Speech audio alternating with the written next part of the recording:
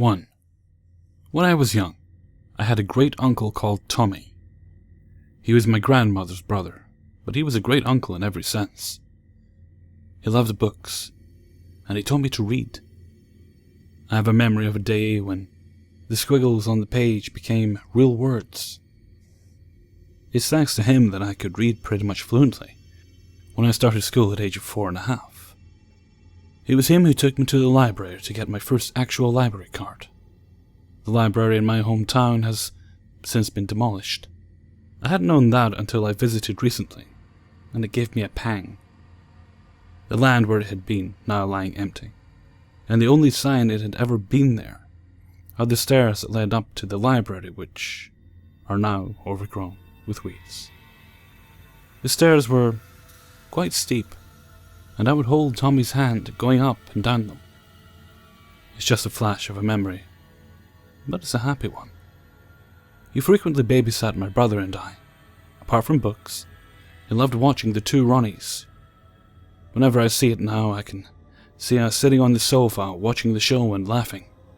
One day I was playing with my dolls on the back green. It's a very clear memory. It was a hot day, hot for Scotland anyway.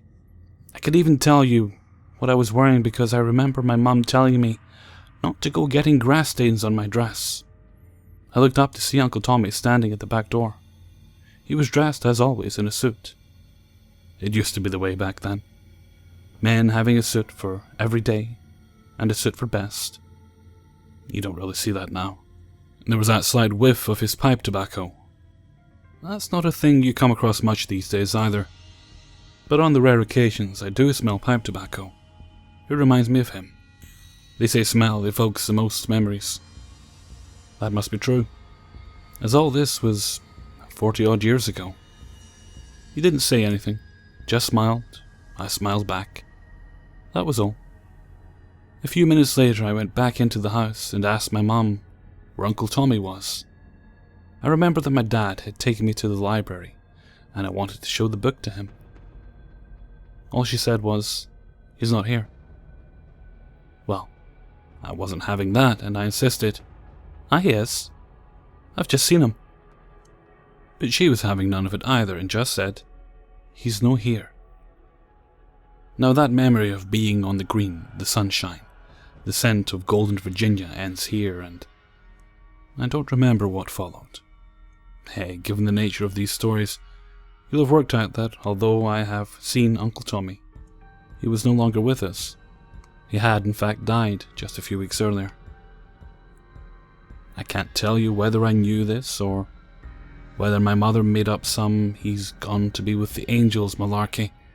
Given the way she told me there was no Santa Claus, I doubt she would have sugarcoated it.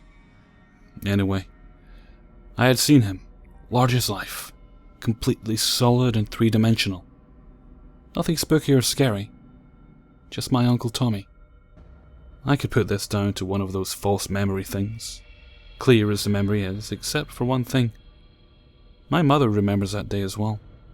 Me coming in and insisting I had just seen my deceased uncle. She says that although it freaked her out at the time, she thinks it's perfectly natural, or supernatural, that he would have come to see me rather than, say, my brother. She says, "You were always his wee pet." So it's a happy memory for me. Thank you, Uncle Tommy, coming to see me one last time. And it's a good night from me, and it's a good night from him. 2. So this story happened in the early 1990s, when my dad was working at JCP-NL, or New Jersey Central Power and Light, as a night shift janitor, so he would drive in around 5 p.m. and leave around 1 a.m. As would be expected, working these hours he would encounter a bit of moderate traffic on his way into work, but on his way home the roads were empty and silent. Oftentimes he would only encounter a few other cars on his entire drive home. The road he would take, for the majority of his trip, was called Route 202 North-South. This is important because anyone who's travelled this road knows it passes right through several levels of development in about 20 miles or so, going from shopping districts to residential to farmland and back, all in little sections.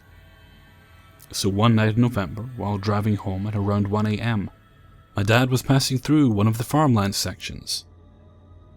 When there in the field, or rather above it, were 3 very bright white lights, hovering only about 150 feet off the ground. Well, this he had to see, so he slammed on the brakes, pulled the car over, turned off the engine, and rolled down the window. Yes, actually rolled down with a crank. It was the early 90s. Upon doing this, he realized a few things right away. The first was that even though the lights were really bright and lit up the whole field, they did not hurt his eyes to look at. Next was that this thing had a shape and a body. It was triangular and, although much bigger than any helicopter or blimp, it wasn't exactly huge either. At most, about 50 feet between each light. Then finally, he realized this thing was completely silent. No rotors, no buzzing. Absolutely silent. He even got out of his car and looked for a good 5 minutes when he noticed that the few other cars on the road that passed all slowed down to a crawl to look at this thing too, although he was the only one to pull over. So he got back in his car and drove home. Being a skeptic, he thought it was a big freaking balloon or something, and the next day he would see what it really was. But he never did see it again. Years later, long after he stopped working there, he was watching TV, and he decided to watch a show about UFOs. On the show, he heard the testimony of a guy in another state, who described literally the exact same thing he saw on that night, with the craft being silent and the lights not hurting his eyes. But it was when the TV showed an artist's rendition of the craft that my dad nearly shit himself. It was exactly the same thing he remembered. So ever since then, he claims he believes 100% in UFOs and aliens. But he's still on the fence about ghosts. 3. This experience has been with me for a few months, and is still happening to this day. Anyway, here I go. I was watching some deep web stories and paranormal stories when I decided to go on the deep web. So I pulled out my laptop and downloaded Tor and began my adventure. I came across some drug websites, but nothing too serious. Well, not until I came across a blank page with a red chat box. I didn't type anything at first, until the person wrote, "Are you gonna write something?" I didn't think this was weird. Until the person wrote, "Oh, cool cat. What's his name?" I was so confused then. I turned around and noticed that my cat was laying on my bed, and I wrote in chat, "Who the fuck are you?" He then replied saying, "LOL. That's not nice speaking to someone who knows your name and address."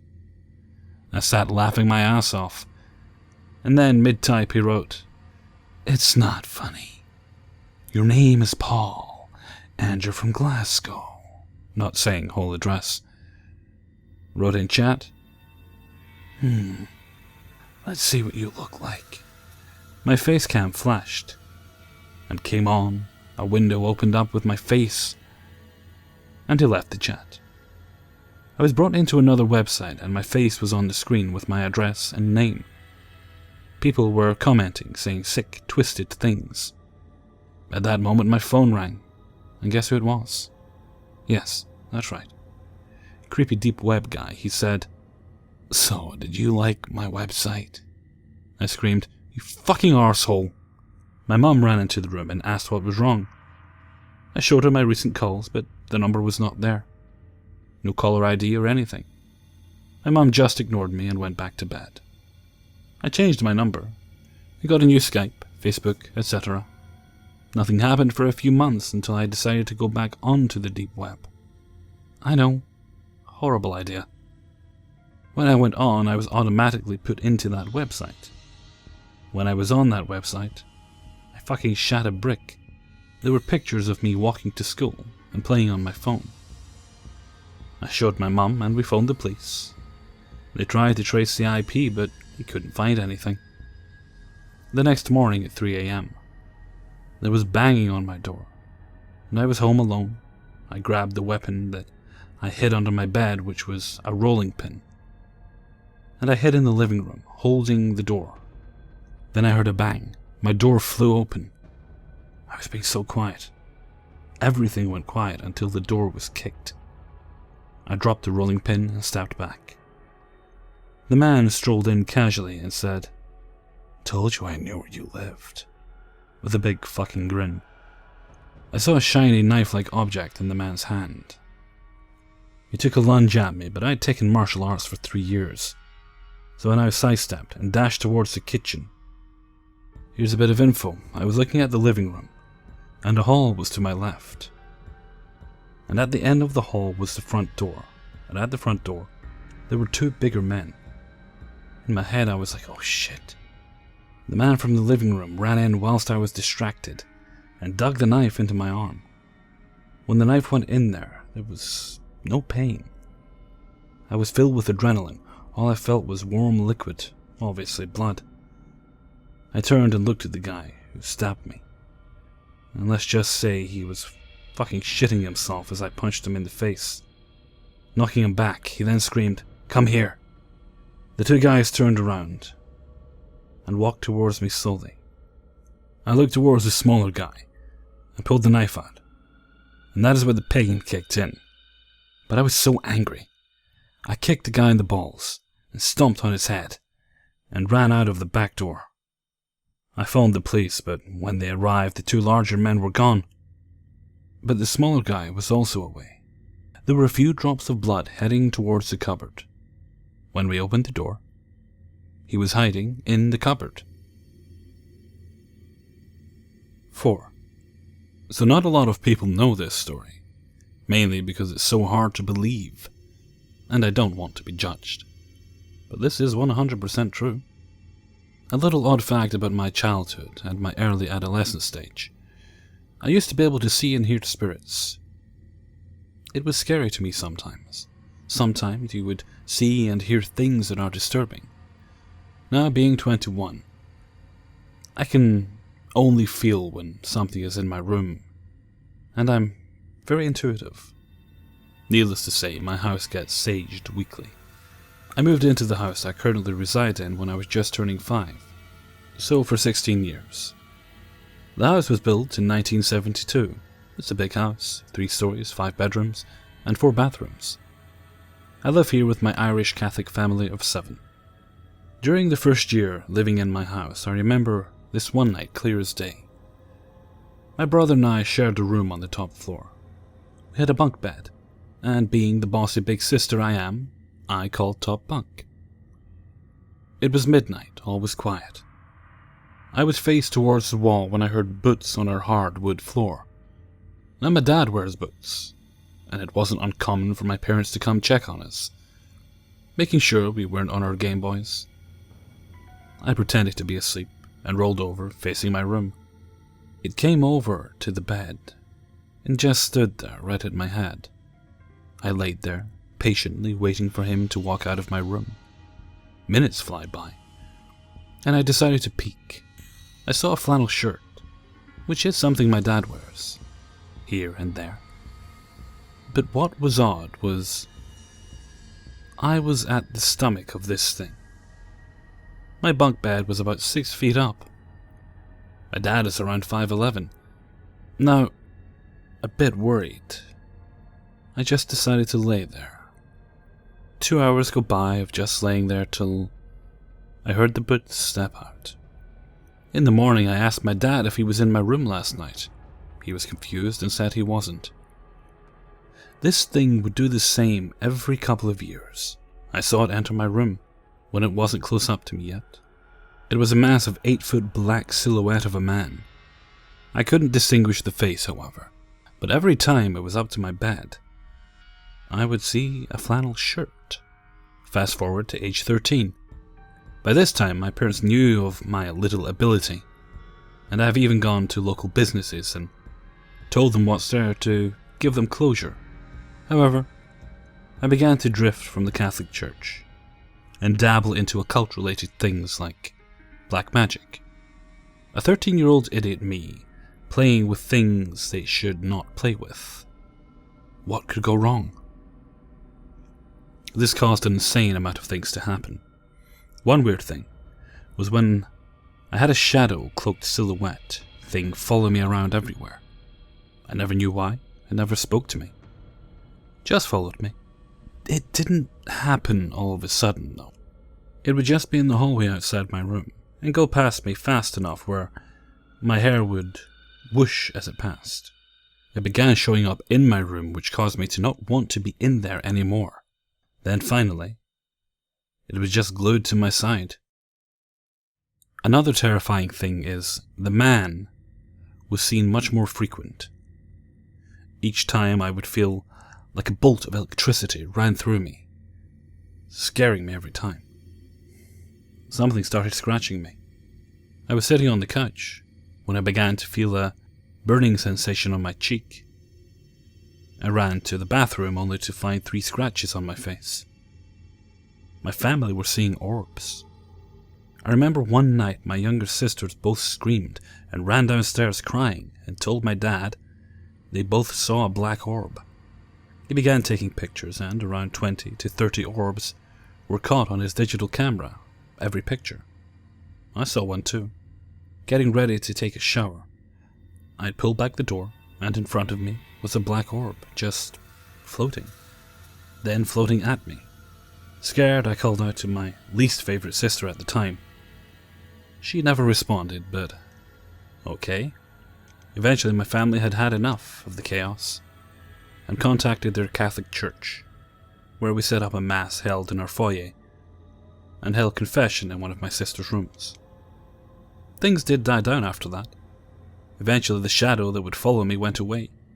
The last time I saw the man was maybe my freshman year of high school.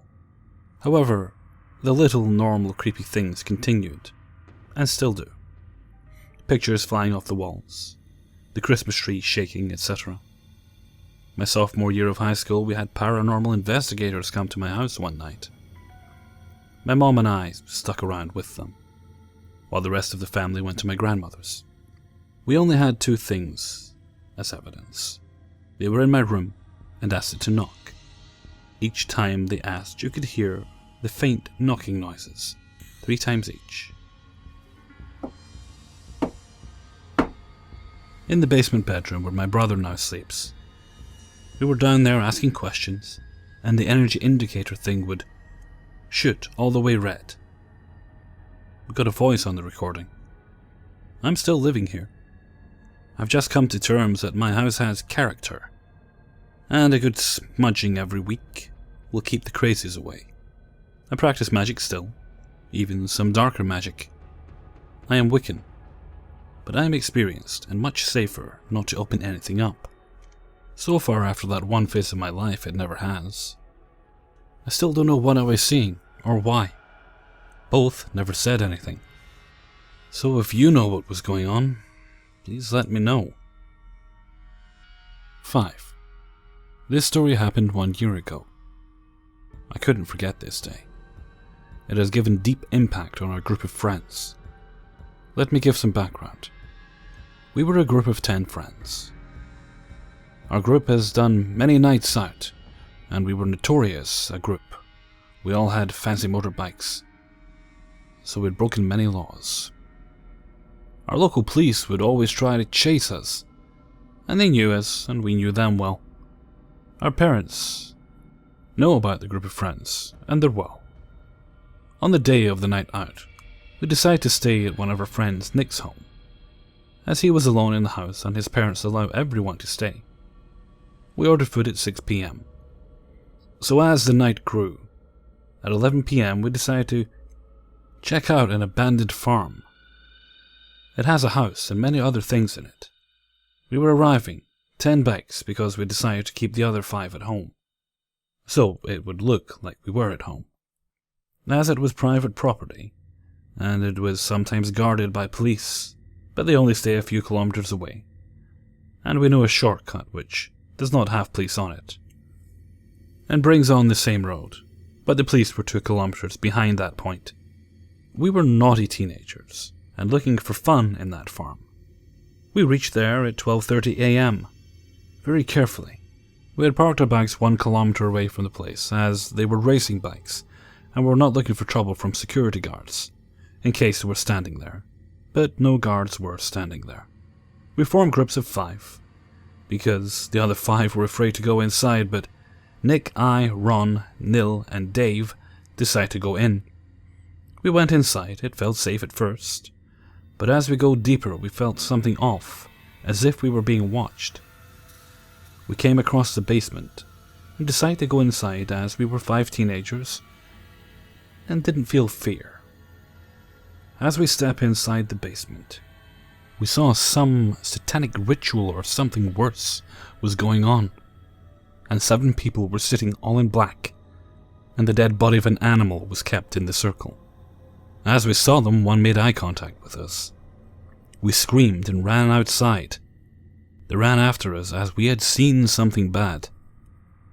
They were also chanting, some black magic kind of stuff, because Ron was feeling someone had took hold of him, but I grabbed his hand and ran.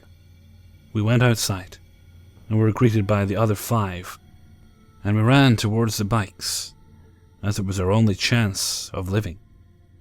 We hop on the bikes in 2 pairs. I was last, so saw someone was following us inside the woods and heard some chanting. As our bikes raced, the police also heard our noise, and they were also on our asses. Suddenly, Ron and Nick were on the road. And suddenly, Ron and Nick were on the road. And Ron, who was feeling as if someone took him on, was sliding on the road with a blood track and was shaking. And Ron had a few bruises. We stopped, and the police who were on our ass had seen what happened at that time. No one knew what happened that suddenly.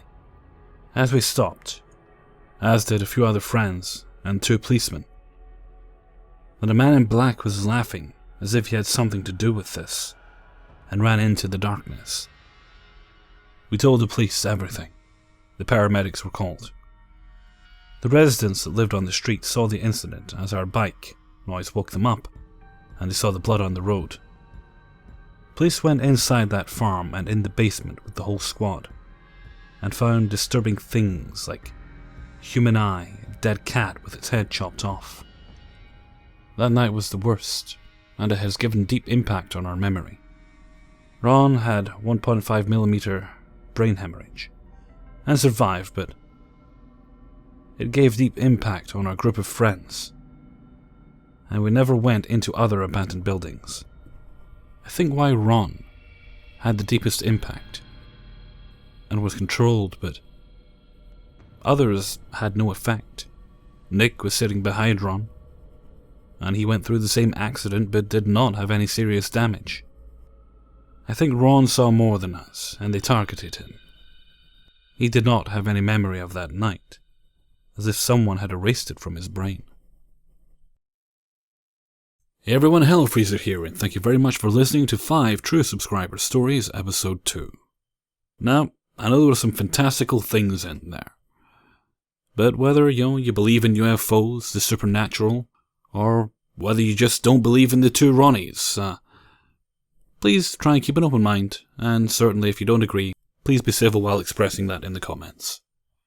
Actually, yes, that is something I wanted to bring up. If you haven't heard of the 2 Ronnies, let me explain who they are. They're a much beloved, kind of a British institution, I guess you could say. A much beloved comedy duo. They were made up of 2 men, both called Ronnie. There was Ronnie Corbett and Ronnie Barker. Ronnie Corbett was a small Scottish man. He was kind of well known for wearing these dark-rimmed glasses. He actually only passed away this year. Yet another victim of the celebrity slaughter of 2016, it seems. And his partner, Ronnie Barker, actually, he passed away in 2005. So the world is a little darker without the 2 of those men in it, I dare say. And on that cheery note, I'm gonna go, so until next time, thank you very much for listening, and take very good care of yourselves.